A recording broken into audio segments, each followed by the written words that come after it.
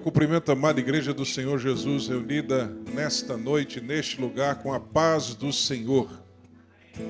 Louvamos a Deus por esse dia consagrado ao Senhor. Já tivemos pela manhã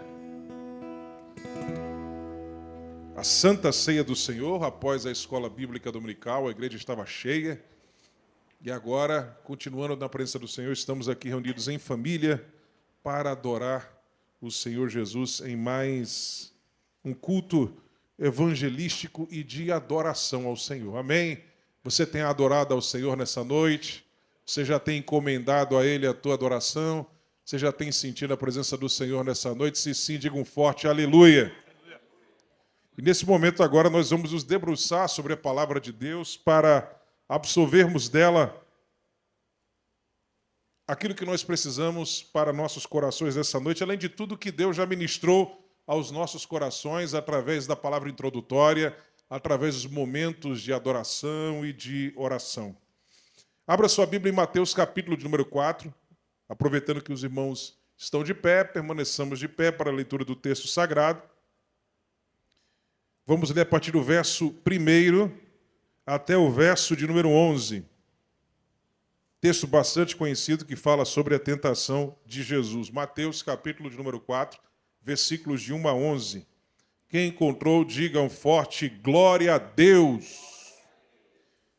Vamos fazer uma leitura alternada, intercalada, responsiva, ou seja, eu leio o primeiro verso, os irmãos leem o segundo, eu leio o terceiro, os irmãos o quarto, e assim sucessivamente, até o último versículo, verso número 11, quando, neste caso em específico, nós vamos ler todos juntos, bem forte, bem bonito, em nome de Jesus. Podemos fazer dessa forma? Se sim, diga amém.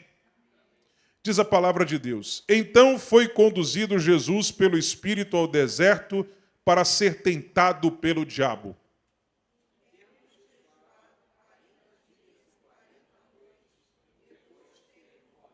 E chegando-se a ele, o tentador disse: Se tu és o Filho de Deus, manda que estas pedras se tornem em pães.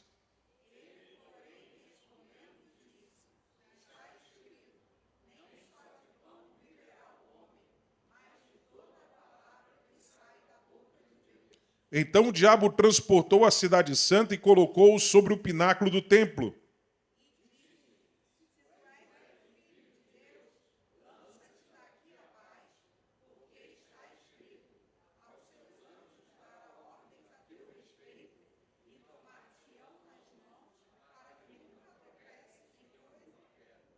Disse-lhe Jesus, também está escrito, não tentarás o Senhor teu Deus.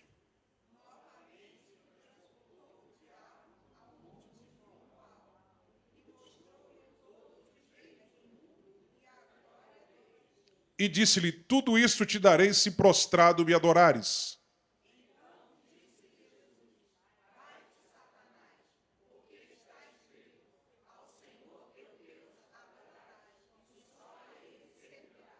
Então o diabo deixou, e eis que chegaram os anjos e os serviram. Vamos ler todos juntos? Mais uma vez, o 11. Então o diabo deixou, e eis que chegaram os anjos e os serviram. Amém. Podeis os assentar adorando o nome do Senhor Jesus. Queridos irmãos e amigos, esse episódio que nós lemos nessa noite da vida de Jesus, do início do seu ministério terreno, é narrado não só no Evangelho de Mateus, mas também no Evangelho de Marcos, de forma sucinta, no capítulo 1. Ele dedica 2 versículos apenas, 2, 3 versículos para tratar desse episódio. E no Evangelho de Lucas, ou seja, os evangelhos sinóticos tratam desse episódio. Lucas, no capítulo de número 4 do Evangelho que leva o seu nome. E aqui nós encontramos, neste episódio, nessas tentações que Jesus passou aqui no deserto e na forma como ele lidou com essas tentações, lições importantíssimas para as nossas vidas. Vamos primeiro contextualizar esse episódio. Jesus, ele com cerca de 30 anos de idade, ou seja, perto de completar 30 anos de idade, ele vai dar início ao seu ministério. Mas antes de dar início através da pregação, ele vai para o Jordão para ser batizado pelo seu primo João Batista, que quando o vê, diz: eu é que careço ser batizado por ti, eu não sou digno de desatar as tuas sandálias. E Jesus diz: olha, é necessário que seja assim, convém que seja assim. Então, João Batista, o seu primo, o batiza nas águas do Jordão e, ao sair das águas, diz o texto bíblico que os céus se abrem, algo glorioso acontece, os circunstantes ali veem aquela cena, os céus se abrem, eles ouvem uma voz dizendo: este é o meu filho amado em quem se compraz a minha alma. E desce o Espírito Santo em forma corpórea de pomba e pousa sobre ele. Foi algo glorioso que foi assistido e ouvido por aqueles circunstantes ali no Jordão, por aquela multidão que estava ali com o João Batista. E Jesus, depois desse momento glorioso, diz o texto bíblico que ele é levado para o deserto, ele é conduzido para o deserto. Interessante o termo que Marcos usa ali no capítulo 1, quando ele narra esse momento em que Jesus vai para o deserto, que é um termo que no original grego dá a ideia de que ele foi compelido, arrastado para o deserto. O Espírito Santo o lançou no deserto. O termo ali dá a ideia de que ele foi lançado. Quer dizer, o Espírito o constrangeu, forçou para ir para o deserto.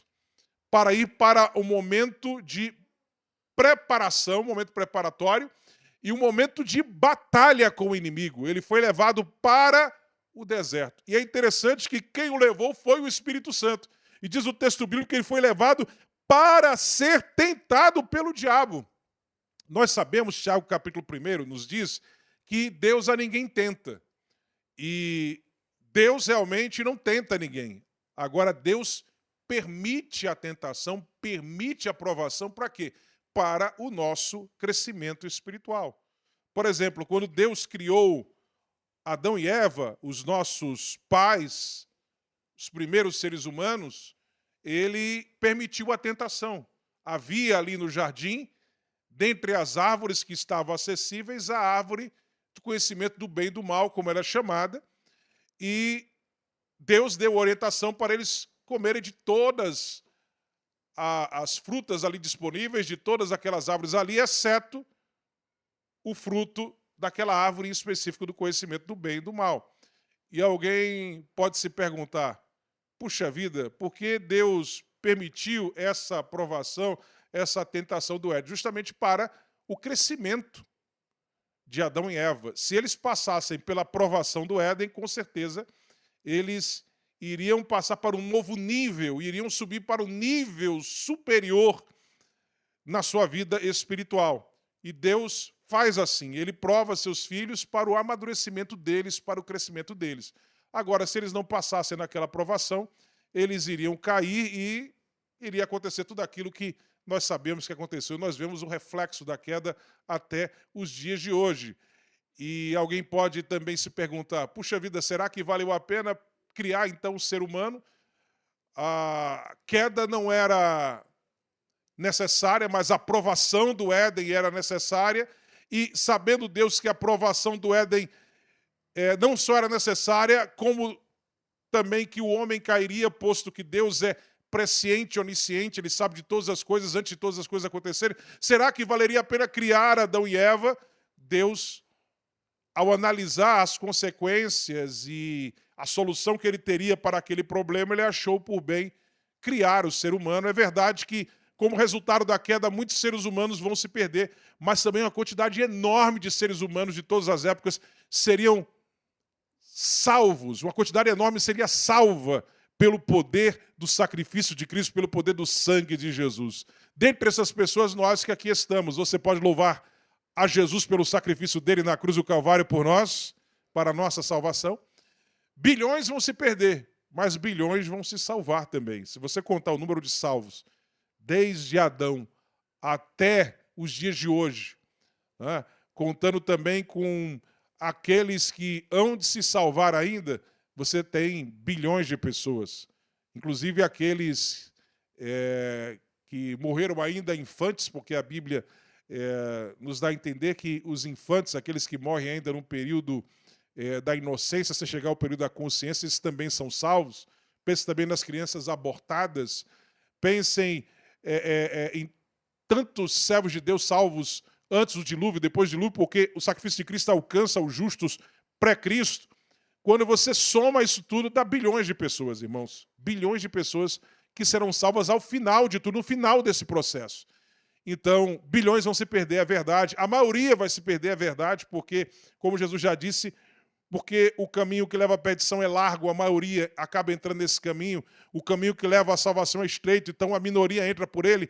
É verdade que a maioria vai se perder, mas um grande número, um número significativo de pessoas, bilhões de pessoas, vão ser salvas, de maneira que, como diz Isaías capítulo 53, Jesus, por antecipação, viu o final, o resultado do seu sacrifício e ficou satisfeito.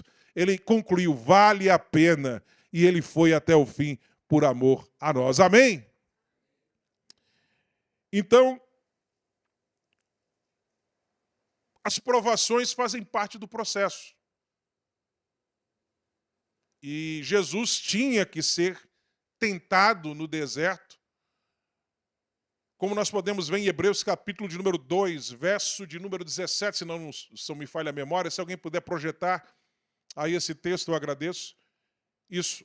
Pelo que convinha que em tudo, veja, convinha, era necessário, portanto, aqui está se referindo a Jesus, pelo que convinha que em tudo fosse semelhante aos irmãos. Veja, ele tinha que ser um representante de nós.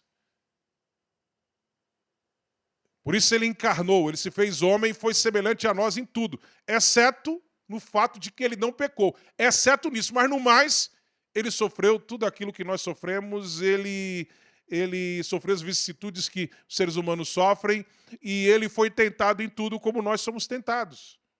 Seres humanos somos tentados em várias coisas, ele foi tentado em tudo. Diz o texto, pelo que convinha que em tudo fosse semelhante aos irmãos, para ser misericordioso e fiel sumo sacerdote naquilo que é de Deus. Ou seja, para que ele fosse um sumo sacerdote perfeito, um intercessor perfeito, era necessário que ele sofresse o que nós sofremos e fosse tentado em tudo como nós somos tentados. Diz o texto, ser misericordioso e fiel sumo sacerdote naquilo que é de Deus para expiar os pecados do povo. Mas não só isso, não só para que a sua expiação fosse perfeita. Veja o que diz a continuação. Porque naquilo que ele mesmo, sendo tentado, padeceu, pode socorrer aos que são tentados também. Ou seja, por ele ser tentado em tudo, ele tem também pelo seu sacrifício, poder de nos socorrer em tudo também. Amém? Em tudo que somos tentados. E veja o detalhe, diz o texto, porque naquilo que ele mesmo, sendo tentado, padeceu, o que significa dizer? Essa expressão padeceu. Significa dizer que as tentações que Jesus sofreu foram reais. Porque alguém pode pensar que Jesus, por ser Deus, a tentação não era, na verdade, uma tentação, né? Uma simulação de tentação, porque, na verdade, ele não sofreu. O texto não diz isso. O texto diz, sendo tentado, padeceu. Então, as tentações foram reais. As pressões que ele sofreu na mente, né, na sua alma, naquelas provações, foram reais. Ele padeceu, mas em tudo foi fiel até o fim. Você pode glorificar a ele por isso nessa noite? Em tudo padeceu. Então, a provação era necessária e por isso ele foi conduzido pelo Espírito ao deserto para ser tentado, provado pelo diabo. Interessante que o termo trazido por tentação é o mesmo termo que é usado para falar de provação. E esse termo ele pode significar tentação em algumas passagens ou provação em outras, dependendo do contexto da passagem. Né? Porque uma provação não necessariamente tem aquele sentido, aquela acepção de tentação com o sentido que nós usamos o termo tentação. Né? Mas o termo é o mesmo. O termo é o mesmo, ok? Então foi conduzido Jesus pelo Espírito ao deserto, para ser tentado pelo diabo. Uma coisa que nos chama a atenção aqui também é que a tentação veio depois de um momento glorioso, como nós vimos, não é? Como nós já falamos aqui. Jesus teve uma bênção gloriosa. Publicamente, ao ser batizado nas águas do Jordão, os céus se abriram sobre ele. Ouviu-se a voz do Pai dizendo: este é meu filho amado em quem se compraz a minha alma. O Espírito Santo desce em forma corpórea de pomba sobre ele. Uma bênção gloriosa.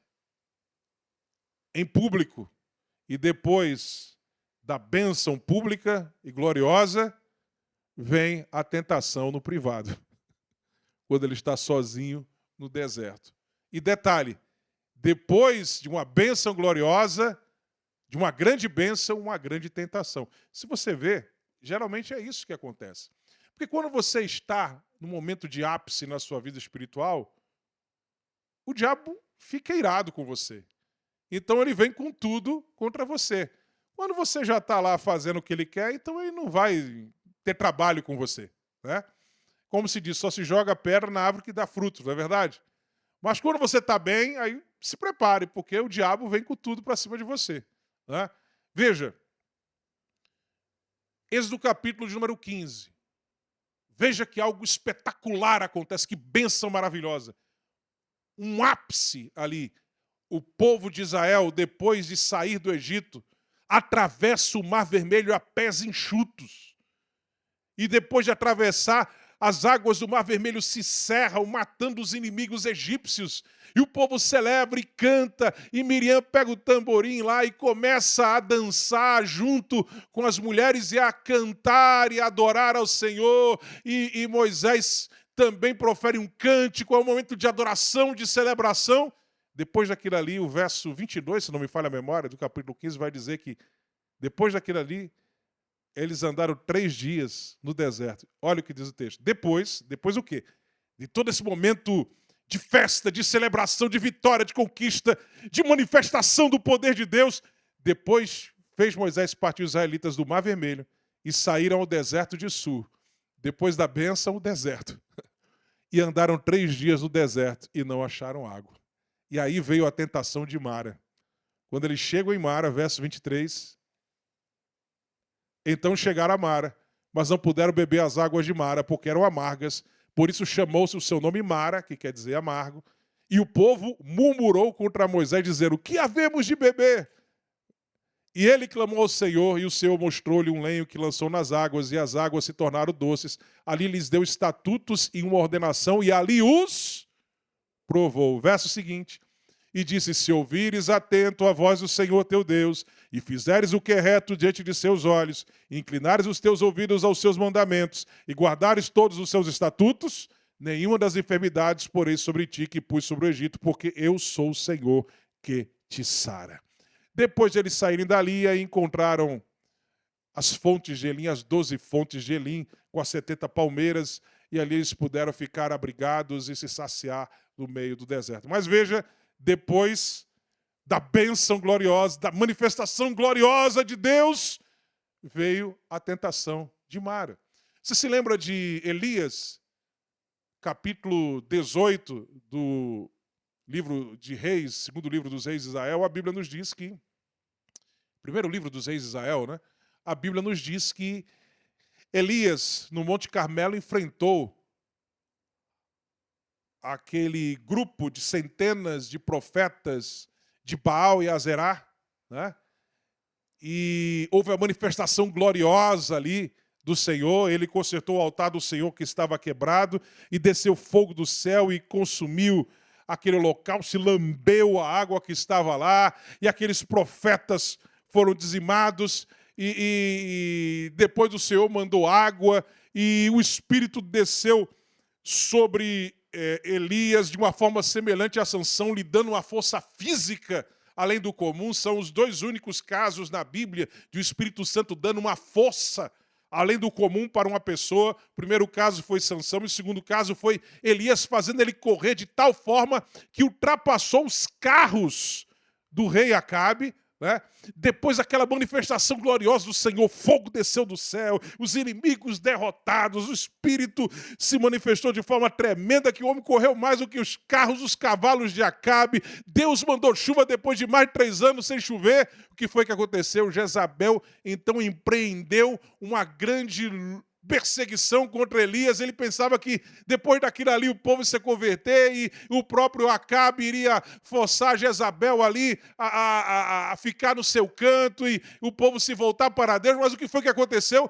Pelo contrário, ele foi vergado mais uma vez por Jezabel, e Jezabel empreendeu uma grande perseguição contra ele, ele teve que fugir, e ele ficou desanimado, foi tentado, provado, desanimado, queria até morrer, pediu até a Deus para morrer, né? Depois de uma grande bênção, vem uma grande provação. E você pode ver outros casos do próprio texto bíblico. Quando Davi pecou, ele estava no auge do seu reinado. Estava tudo dando certo, estava no auge, né? Interessante que uns caem no momento de ócio, como foi ali Davi, que ele deveria ter ido para a guerra para não cair. Mas outros caem, ou melhor dizendo, são tentados no meio da intensidade do trabalho para o Senhor. Então, não tem um momento específico. O diabo é que vai analisar e vai ver. Esse aqui eu acho que eu vou ganhar ele no momento de ócio. Já esse aqui é melhor no meio da canseira do trabalho, porque o trabalho servindo ao Senhor também cansa a gente, né? E aí ele pega você no momento de cansaço físico, e no momento de cansaço físico ele aproveita o cansaço físico para tentar atacar a tua alma. Imagine como estava extasiado, exausto Elias depois de tudo aquilo ali. Imagina como o povo ficou depois do que aconteceu ali no Mar Vermelho, aquela festa, aquela celebração. Depois de tanta celebração, a gente cansa e aí o diabo chega com a tentação. Então, sempre depois de grandes bênçãos, vem grandes tentações. Não é verdade? E aqui foi a mesma coisa com Jesus. Essa manifestação gloriosa, logo depois, provação no deserto. Então foi conduzido Jesus pelo Espírito ao deserto para ser provado, tentado pelo diabo. E diz o texto, verso 2, vamos para o verso 2 agora. E tendo jejuado 40 dias e 40 noites, depois teve fome. E aí o verso 3 vai dizer, e chegando-se a ele o tentador veio a ele quando ele estava jejuando, quando ele estava orando, quando ele estava buscando ao Senhor. Né? Porque, irmão, jejuar e orar não impede de você ser tentado. Você não jejua e ora para não ser tentado. Você jejua e ora para vencer a tentação. Amém? Jesus não disse, orai e vigiai para que não sejais tentados. É isso que está escrito? Orai e vigiai para que não cedas à tentação. Não é verdade? Então, quando você estiver buscando ao Senhor, o diabo vai te tentar. Amém? Agora, porque você está buscando ao Senhor, Ele vai te dar forças para você vencer a tentação. Amém? E tendo jejuado 40 dias e 40 noites, depois teve fome. E chegando-se a ele o tentador, disse, se tu és o Filho de Deus, manda que essas pedras se tornem pães. Veja que a primeira tentação foi uma tentação que foi direto na necessidade. A Bíblia diz que ele teve fome. Interessante que durante aqueles 40 dias de jejum, Jesus estava como anestesiado, sem sentir fome. Foi uma ação do Espírito, irmãos, porque, por favor, não tente passar 40 dias em jejum total que você não vai aguentar. Eu sei que tem gente que... Eu já vi até casos de pastor que faz jejum de 40 dias, mas ele é acompanhado pelo médico, e também é um jejum em que ele, obviamente, só toma líquido, porque se você não tomar líquido por mais de 3 dias, começa a dar problemas físicos que vão levar você à morte. Ninguém pode passar tanto tempo. Há casos de pessoas que aguentam até 5, 6, 7 dias, mas é muito raro. E quando ele escapa vivo, por exemplo, gente que há um terremoto ali, escombros, e são encontrados ainda vivos depois de 4, 5, 6, 7 dias, mas eles estão com problemas ali, alguns órgãos começam a dar problemas porque você precisa de líquido, você não pode passar mais de 3 dias sem líquido. Né? Então, é óbvio que tomando líquido, mas não só isso. Esses jejuns, geralmente o pessoal toma também alguns alimentos em forma de líquido. Né? Eu já vi, já acompanhei casos assim, me disseram que havia pastor que ficava esse tempo todo, e aí eu fui ver o caso, não, mas ele se alimenta com substâncias líquidas, entendeu? E aí ele passa os 40 dias assim, e consegue até se exercitar, malhar durante aqueles 40 dias. Sais minerais, tem tipo de comida oriental que é em forma de líquido que fortalece você, e aí ele se alimenta com líquidos, não coisas sólidas, mas coisas líquidas que alimentam, e aí ele faz aquele jejum. Mas não entre nisso se não for pelo Espírito Santo, e hoje em dia Jesus nem pede que a gente faça isso. Jejum de 40 dias, como fizeram Moisés e Jesus, e ali foi pela ação do Espírito Santo que sustentou Jesus fisicamente ali para que ele aguentasse. Mas depois daquele período ali, que ele estava anestesiado, seu corpo anestesiado, diz o texto que depois teve fome. E aí onde é que o diabo foi tentar ele? Na necessidade. Está com fome, então a minha tentação vai ser na área da fome. Você está com alguma necessidade, você está enfermo, então ele vai aproveitar que você está enfermo e vai tentar você na área da enfermidade. Você está, sei lá, passando por um problema difícil, ele vai então usar esse problema difícil para tentar você. Você está desempregado, e aí está orando ao Senhor, e aí vem aquela tristeza porque você está lá desempregado, ele não conseguiu um emprego. Aí o que é que vai fazer o diabo? Ele vai tentar você nessa área. E vai começar fazendo o quê? Colocando dúvidas. Veja o que Jesus ouviu do diabo. Chegando-se a ele, o tentador disse: se tu és o filho de Deus, manda que essas pedras se tornem pães. A primeira tentação foi levar Jesus a questionar se ele era mesmo o filho de Deus. Irmãos, o que é que tinha acontecido pouco mais de 40 dias antes? O que é que tinha acontecido? Os céus se abriram e ouviu-se a voz do Pai dizendo: este é meu filho amado, em quem se compraz a minha alma. Aí agora ele chega para ele e diz assim: se tu és o filho de Deus, quando você está na prova, né, parece que você ora, Deus não responde. Aí o diabo chega assim e diz: será que Deus está com você mesmo? Será que vale a pena ser fiel? Será que é isso mesmo? Quando é que vem a dúvida? No momento da necessidade. Não é verdade? Claro que aqui foi uma provocação.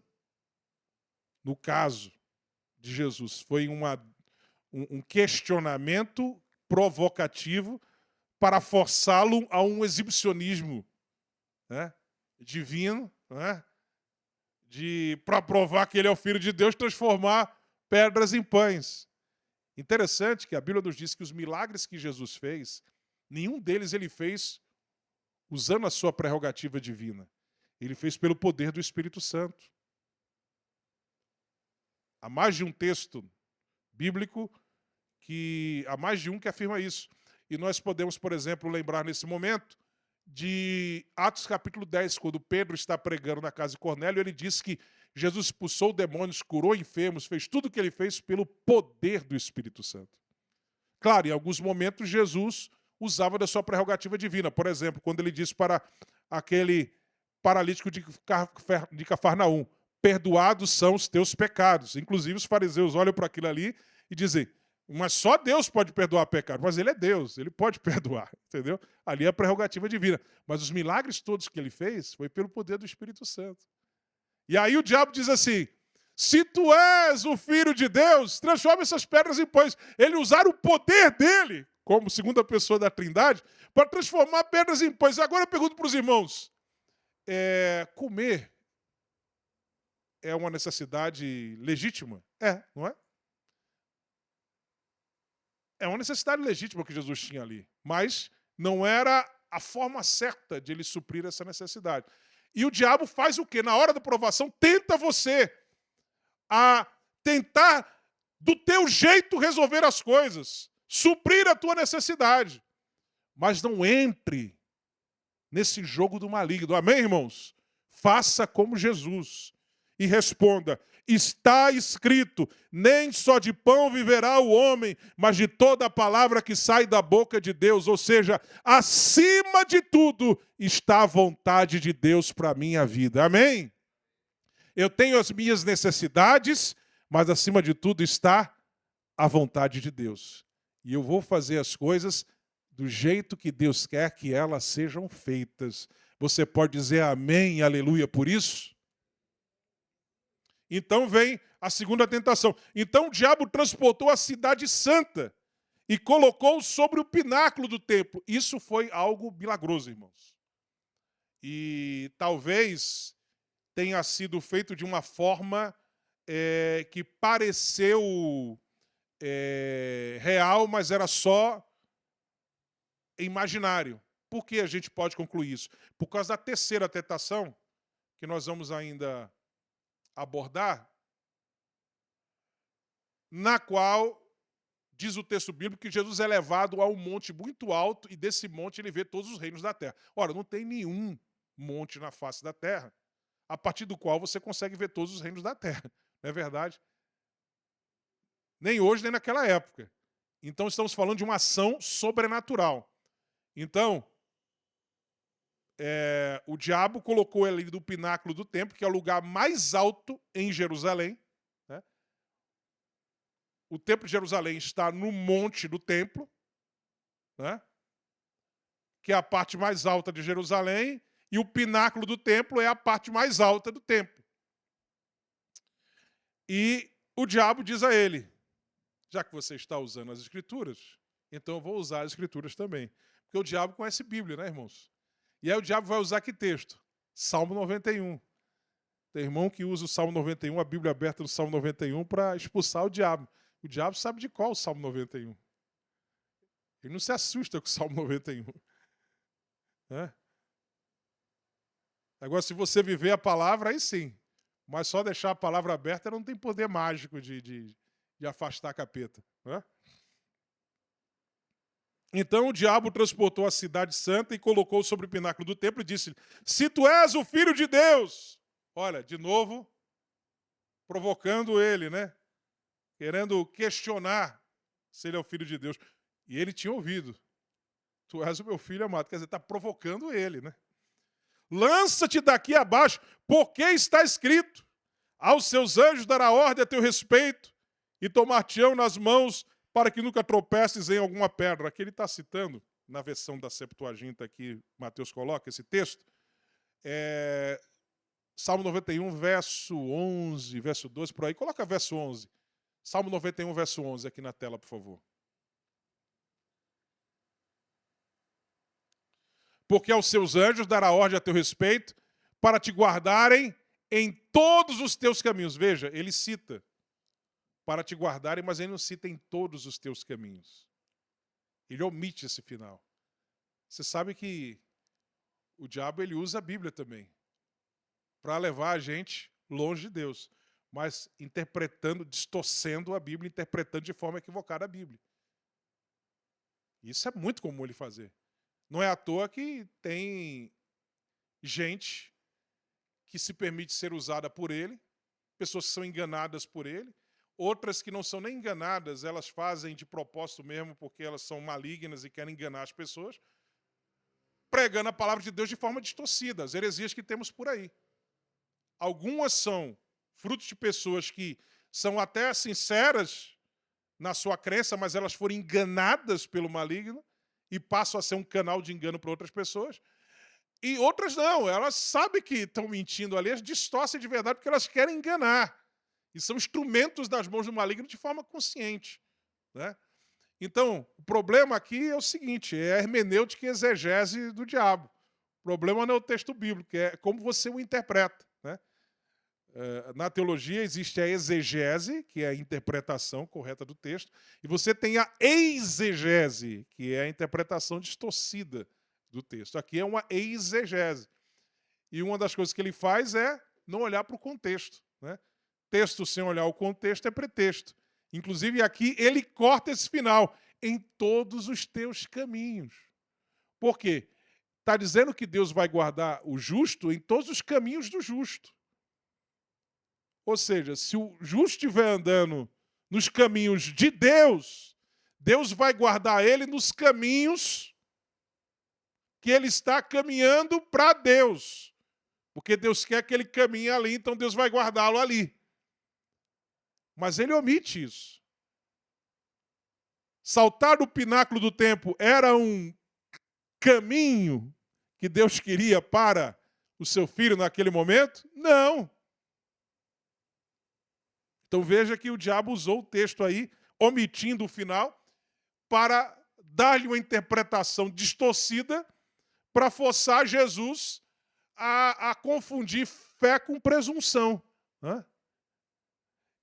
Se tu és o filho de Deus, lança-te daqui abaixo, porque está escrito: aos seus anjos dará ordem a teu respeito, e tomar-te-ão nas mãos, para que nunca tropeces em alguma pedra. Né?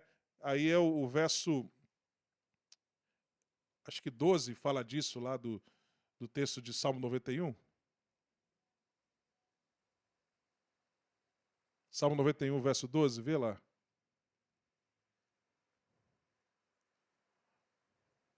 E te suscitarão nas suas mãos, se referindo aos anjos, para que não tropeces com o teu pé em pedra. Então ele citou os versos 11 e 12, Salmo 91, omitindo só aquele em teus caminhos, que é importantíssimo para você entender essa promessa aqui. Então o diabo faz isso, né? Na distorção que ele faz do texto sagrado. Ele cita textos desconsiderando o contexto, e ele também omite coisas importantes do texto para levar você ao engano. Mas a gente não é desse tipo. A gente sempre olha para a palavra olhando o contexto, amém, irmãos? Que texto, se olhar o contexto, é pretexto. Por exemplo, tem irmão que gostava de abrir a Bíblia para tirar algum versículo assim na sorte, para Deus falar com ele. E Deus pode falar assim? Claro que Deus pode falar assim. No momento de necessidade, pode falar assim. Mas, veja, isso aí não é regra, isso é exceção. Tem irmão que usava isso aí, ou usa isso aí, com frequência, para Deus falar com ele sempre assim. Não é assim. Deus pode, em algumas situações, falar você assim, dessa forma. Já aconteceu comigo. Mas não é que eu não estava nem buscando. Eu estava orando a Deus sobre uma coisa. Eu fui, depois de orar, abrir a Bíblia para ler. Quando eu abri, pá, bateu num texto que falava direto, o Espírito Santo falando comigo ali através daquele texto. Mas não é para a gente sair tirando sorte o tempo todo para Deus falar para a gente. Não, há circunstâncias, há momentos que Deus pode falar com você assim, mas você não pode fazer isso o tempo todo, né? E aí aquele irmão abriu a Bíblia naquele dia e disse o texto que ele leu, Judas saiu e foi se enforcar. Né? Aí ele fechou a Bíblia e disse: Senhor, fala comigo, Senhor, não entendi esse texto. Aí ele abriu daquela passagem que diz assim: vai e faz o mesmo. Aí ele fechou, abriu a terceira vez e: por que te demoras? É complicado, né? Então, não é assim, né? Além do que, você tem que olhar o contexto da passagem, né? Então, não é assim que a gente vai ter orientação de Deus para todas as situações. Volto a dizer, Deus pode usar esse tipo de método para falar com a gente, e tantos casos eu já vi, já aconteceu até comigo. Tá? Por exemplo, uma vez eu estava orando a Deus sobre um texto que eu deveria estudar para pregar num determinado evento. E aí, depois de orar a Deus, eu fui pegar a Bíblia e abri e pá, foi num texto que na mesma hora Deus falou com o Espírito Santo, falou comigo que era aquele texto. E ele foi me dando aquela mensagem, eu preguei naquela noite. Foi até numa escola bíblica aqui no Rio de Janeiro, acho que lá em Benfica. Aquela mensagem num domingo à noite, lá na escola bíblica de Benfica. Deus faz isso mais de uma vez, mas isso aí é exceção, não é a regra. A regra é o quê? É você orar a Deus e pedir que Ele fale com você e ler a palavra constantemente. O Espírito Santo vai te falando, vai usar alguém, vai te falar numa situação, ou vai conversar com você na oração. Porque a oração não é um momento só para você falar com Deus, é um momento que Deus fala com você também. Você começa conversando com Deus, mas daqui a pouco a presença de Deus se manifesta e Ele começa a conversar com você. Amém? E já te fala coisas ali no teu coração e você vai conversando com Deus ali. Então ele usou as escrituras, né?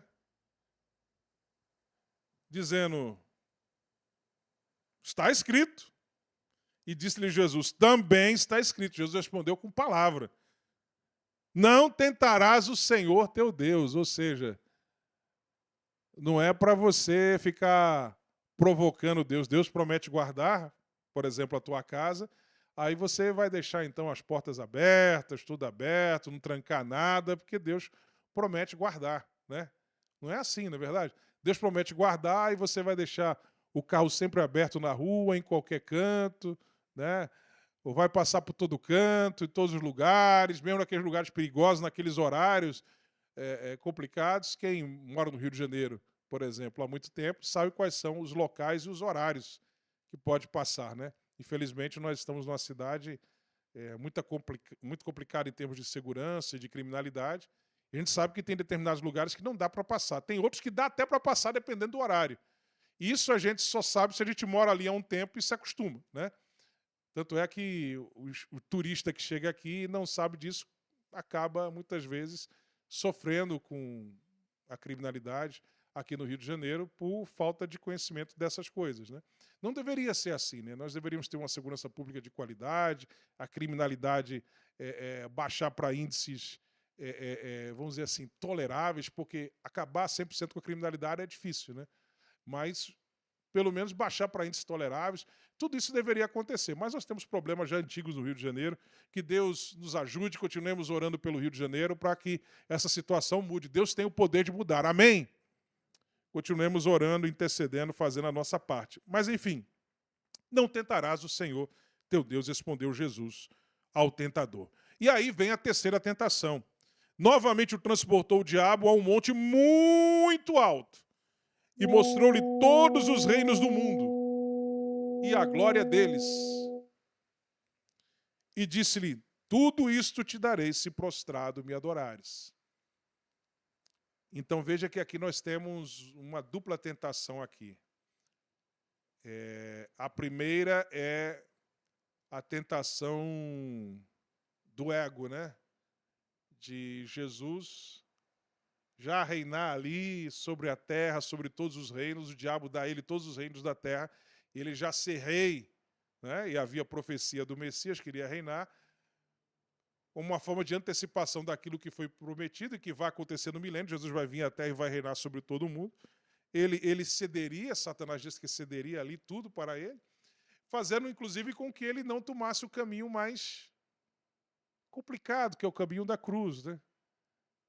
É a tentação também do atalho. Não só mexe com o ego, mas a questão do atalho, né? E não é a primeira vez que Satanás vai tentar Jesus assim. Aliás, o diabo vai tentar Jesus outras vezes. Interessante que o texto de Lucas, ele vai nos dizer, diferentemente do verso 11 aqui, que não traz essa informação, o texto correlato de Lucas vai nos dizer que depois dessa provação no deserto, o diabo deixou por um tempo. Quer dizer, o diabo depois, outras vezes, se manifestou para tentar Jesus. Aqui o texto de Mateus não dá essa informação, só diz, então o diabo deixou. Mas o texto de Lucas vai dizer, o deixou por um tempo. Porque Jesus vai ser tentado várias outras vezes. Por exemplo, lembrar aqui 3 oportunidades. Uma delas foi quando, depois de multiplicar pães e peixes, a multidão quis tomar ele, diz o texto, para coroá-lo rei, fazê-lo rei. E Jesus, vai embora, foge, né?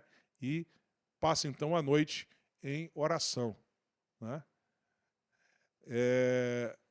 Outro momento foi quando ele pergunta aos discípulos o que é que estão dizendo de mim por aí. E aí eles dizem, uns dizem que tu és João Batista, outros que é Elias, outros que é Jeremias. E vós, quem dizeis que eu sou? E João Pedro toma a frente e diz, tu és o Cristo, o Filho do Deus vivo. E Jesus responde a Pedro, não foi a carne nem o sangue quem te revelou, mas meu Pai que está nos céus. Então Jesus começa a falar na sequência sobre a sua missão e fala da necessidade de ele sofrer, de ele morrer, de ele enfrentar a cruz. E quando Pedro ouve isso, ele que já estava empolgado, porque já tinha feito aquela declaração, né? Então ele já estava empolgado, aí o diabo aproveita que o cara está empolgado e diz, pai, tu tá demais hoje, hein? Aí joga uma ideia na cabeça dele, né? E aí ele vai lá e diz, Senhor, não faças tal, essa história de morrer e tal. Jesus olha para ele e diz, para trás de mim, Satanás, né? Em latim, vade retro. O vade retro surge dessa expressão de Jesus. Para trás de mim, Satanás. Né?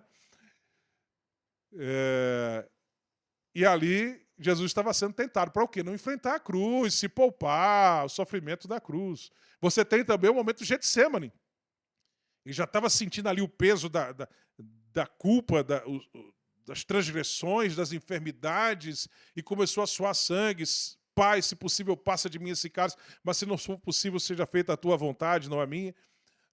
E você tem até quando ele estava na cruz.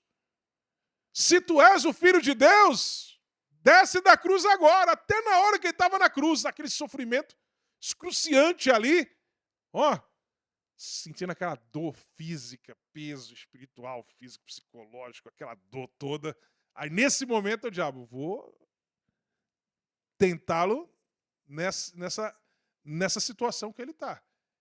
Desce daí, desce daí. E Jesus não cede, e vai até o fim. Né? E há uma grande vitória, da qual todos nós somos beneficiados. Louvado seja o nome do Senhor Jesus, porque ele foi até o fim, ele amou-nos até o fim. Amém, irmãos? Então, essa tentação do atalho, né? Deus prometeu algo para você, mas o Senhor quer que você passe por um determinado caminho para receber essa bênção. E esse caminho, às vezes, irmão, tem cruz, né? Tem Getsêmani, tem cruz, mas depois tem ressurreição e ascensão e glorificação, né? E aí o diabo chega e diz, não passa por essa situação. Pega esse atalho aqui, né? Mas aquele atalho não é a vontade de Deus. É o caminho mais curto, mais confortável, mais largo, mas não é a vontade de Deus. Amém, irmãos? E a gente tem que saber discernir isso. E, como eu disse, é uma tentação também do ego, do ser dividido, né? Que coloca a benesse, o mais confortável, à frente da vontade de Deus, né? Fica dividido entre isso e Deus. E Jesus responde, vai-te, Satanás, porque está escrito, ao Senhor teu Deus adorarás e só a Ele servirás. Ou seja, o meu coração não tem que estar dividido. O meu coração adora somente ao Senhor. Amém? Adora somente ao Senhor. Aproveitando, está ocorrendo agora os Gideões lá. Gideões da última hora, Camboriú, que estão completando 40 anos, né? E a gente, acessando o YouTube, aí o YouTube vai, né, no algoritmo dele, lançando coisa pra gente, aí mandou um trecho assim, que era um recorte de uma mensagem do irmão. O recorte dizia assim, o obreiro que deixou de ir para o culto para ir para o jogo do Maracanã. Aí quando eu vi o título, eu vou ver isso aí. Era um trecho de 5 minutos de uma mensagem do irmão lá no evento. Aí eu cliquei para ouvir. E o irmão conta a história de que tinha um obreiro da igreja dele, que olha, aquele obreiro reclamava de tudo. Às vezes o culto tá fervoroso, ele estava lá assim, ó, frio, tal, não glorificava nem nada. E teve um dia que ele estava escalado para o culto do domingo, para alguma atividade, não era pregar nem nada, mas era alguma atividade assim na igreja ali, não sei, eu acho que ele era diácono, alguma coisa assim. E ele faltou nesse dia. E aí tinha um outro obreiro, que eles dizem que era o obreiro fofoqueiro, que chegou para ele e disse o seguinte, pastor, fulano não veio. Você sabe para onde ele foi? Não, ele foi para o Maracanã assistir o jogo do time dele de coração.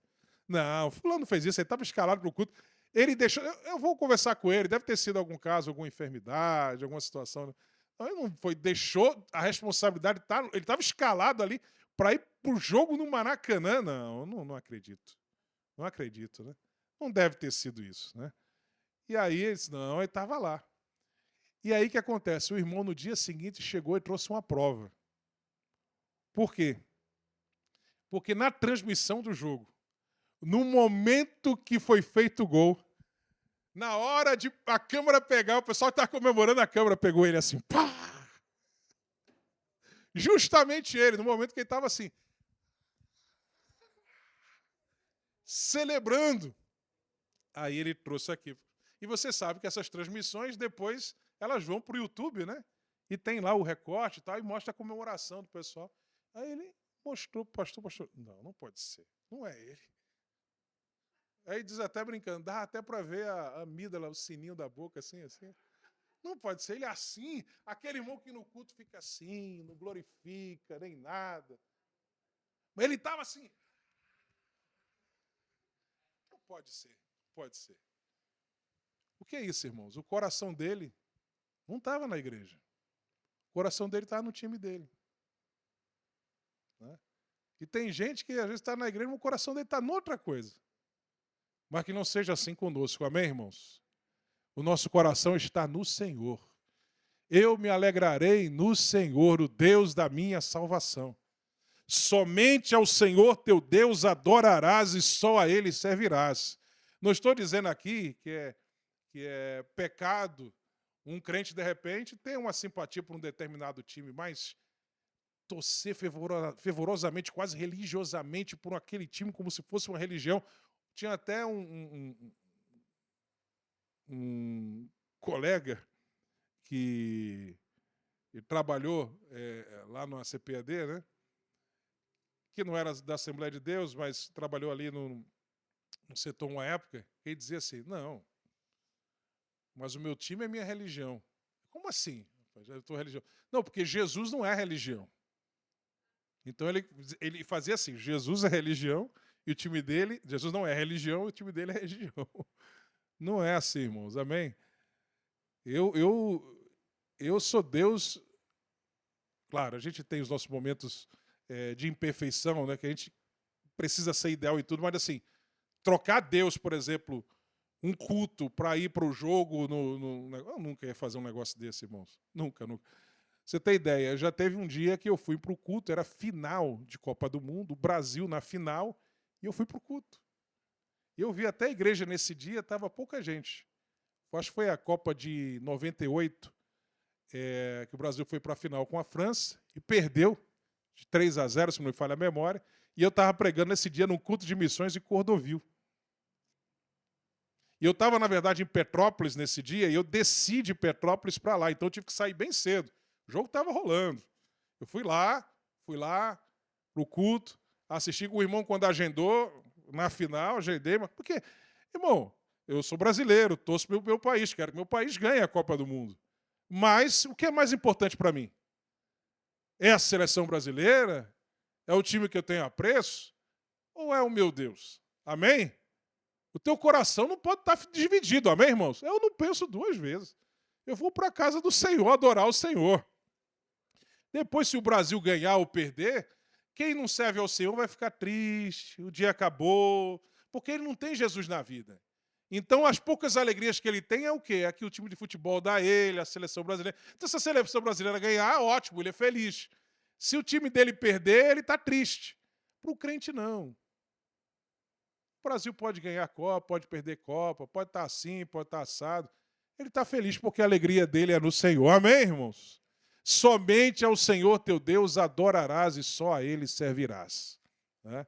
Então, isso é aplicação do pecado da idolatria para uma área do dia a dia. Porque alguém pode dizer assim, não, hoje eu não adoro ídolos, não adoro imagens, mas a idolatria pode ir para outras áreas.